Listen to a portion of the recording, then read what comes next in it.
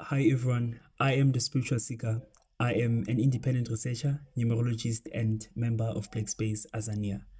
You can subscribe to our YouTube channel for more conversations and reflections inspired by the philosophy of Black consciousness.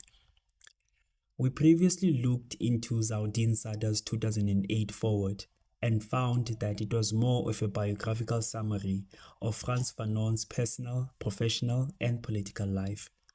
We've also seen how Sada generalizes the anti-Black colonial condition to include other groups to answer to questions concerning non-Black populations, something that Jared Sexton would call a categorical sprawling of Blackness. This categorical sprawling of Blackness also ignores how the bodies of Black people are often used as the raw material in solidarity action, forgetting how the violence of racial slavery and colonialism structures the reality of Black people differently from the reality of members of other races. In this episode, we look into Homi K. Bhabha's 1986 Foreword. Unlike Sada, who locks Fanon within the biographical, Bhabha presents Frantz Fanon as a key thinker in postcolonial theory, focusing on how unstable identity is under colonialism, shaped by language and marked by contradiction. Here is a quote from Bhabha. Open quote.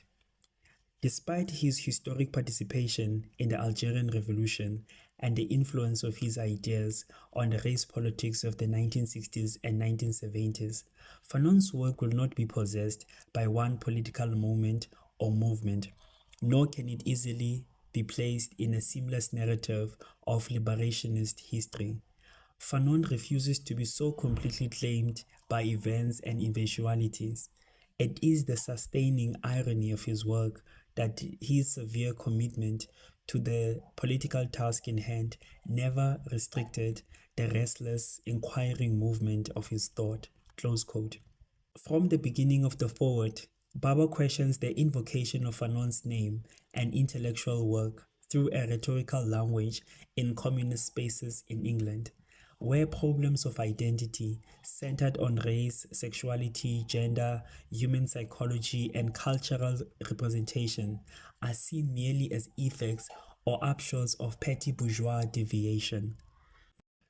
This also informs the uncritical preference for the wretched of the earth over black skin, white mask, a preference that trivializes the racial drama of identification, one that is preceded by an anti-black white symbolic order whose violence is engendering, opening the black body to gratuitous forms of violence.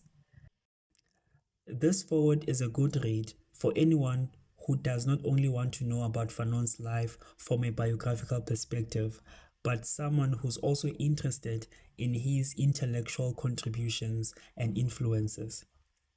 As a way of conclusion, there are 2 points in particular that I want to highlight, namely, the passage about how a state of emergency equals a state of emergence, and Bhabha's direct quote from Fanon, which reads, quote, "The Negro is not any more than the white man," close quote. In the first instance, there is an understanding that a time of crisis shakes off previously held identities to give form to a new symbolic order. This is why we cannot be sure or make political calculations about the future. I think this is similar to what Frank B. Wilderson calls wallowing in the contradictions, even when it is most effectively captured by Frantz Fanon's idea of invention and David Mario's reading of Fanon's theory of violence. In the second instance, Bhabha's direct quote from Fanon that the Negro is not any more than the white man has been developed into a philosophical concept by David Marriott as the French ne pas, which names the condition of negation through which blackness is constituted as not within the dominant order of being, knowledge, and representation. Ne pas is then incapable of being said, also resulting in black language to deny, unknow, and doubt itself.